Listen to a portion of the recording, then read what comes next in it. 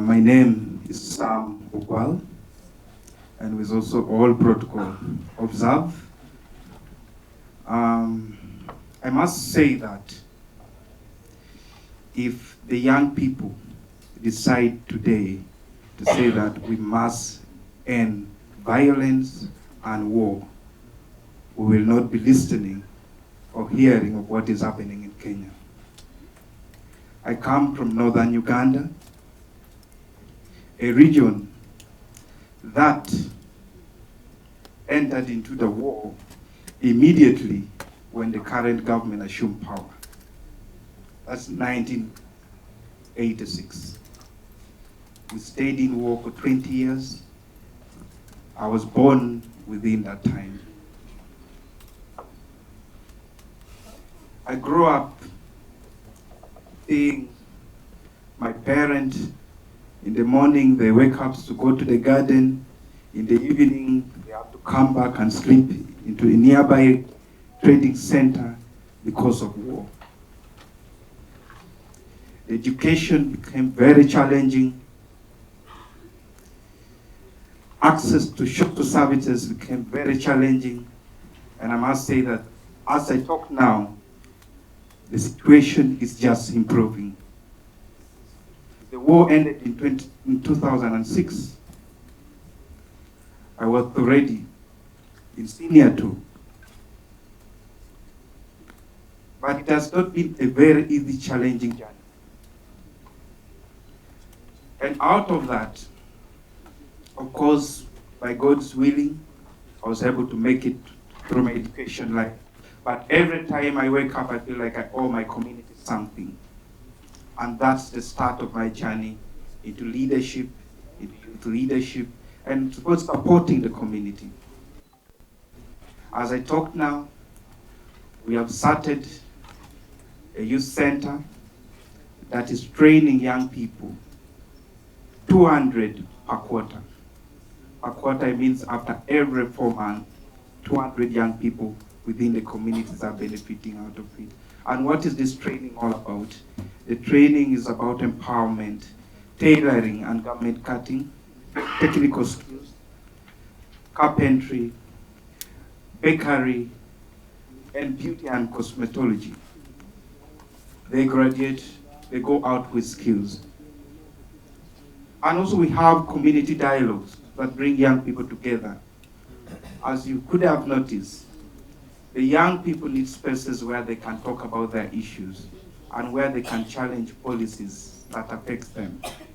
And out of that, we have been offering that within the training centers that we have to ensure that young people actually benefit and actually the policymakers listen to them.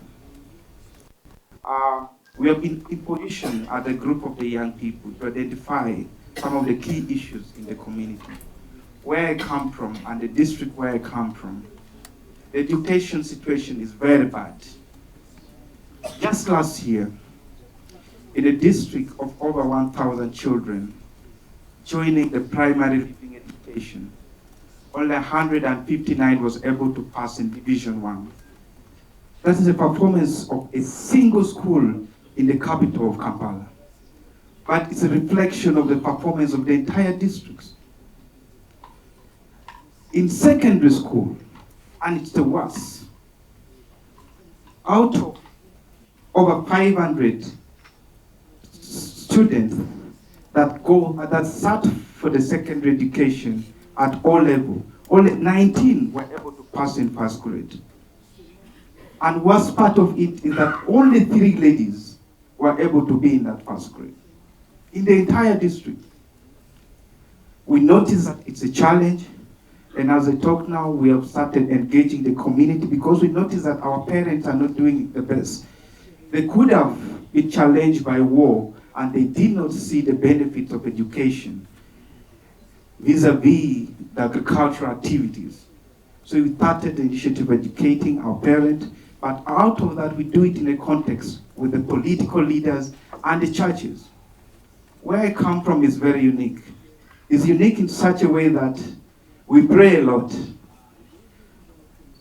Our parents would do all it takes to build a church, but not to construct a classroom.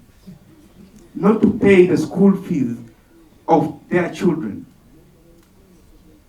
And we have started the initiative to challenge them and say that, you know what, education, for us to prosper into education, it needs a collaborative approach. You must play a role. The political leaders must play their role, and the churches must play their role to educate them. And we are waiting to see the outcomes of our dialogue with them, whether their mindset is going to change. Because you wake up in the morning, the child is supposed to go to school, and the parents say, let us first go to the farm, and after that, you come back and go to school, which is very challenging for a child.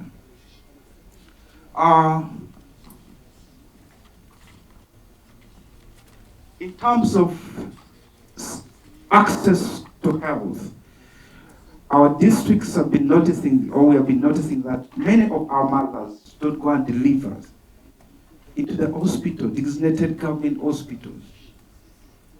And this really affects the kind of the child they're going to give birth to in terms of their well-being and safe delivery. And we started an initiative to ensure that we give what we call mama kits to our mothers who are going to deliver. This comes from the contribution. Sometimes I contribute because I'm a bit higher. But one thing I would like to advise my fellow young people, irrespective of where you are, the community needs leaders like you. They're very happy when they have seen a young person taking leadership to influence on their fellow young people, to proactively champion the change they want to see. They're very happy.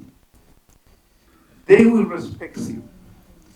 The situation we have within our community are only related in two things: political, cultural, and religion. But if you are able to guide and show influence that this is wrong, the community will listen to you. I have seen young people here that are passionate. We need to continue supporting them. We need to continue standing with them, and we need to continue mentoring them. The space we have today, it will be there. But we must find the right people to take up such spaces. Otherwise, I want to thank the Interpeace and the Great Lake for giving us opportunity to share what we are doing within the community. It means that one by one, even if you impact on the life of two young persons, the two is going to impact the life of the three, the third and the fourth, and it goes on. And that is the responsibility we should carry out. We should stop lamenting, just like my honorable said yesterday, and we move into action. Action starts with conversation. I always see what is happening on social media. We're always very eager in writing abusive words than giving facts on what is happening that are developmental. But I know with the right mindset and with the guidance of all the stakeholders involved and the support, the young people are the change makers, and many is going to change, many is going to join the league of making a difference within their community. Otherwise, I would have shared some of the challenges I face or we have been facing, but because of the time, allow me to end here. Thank you.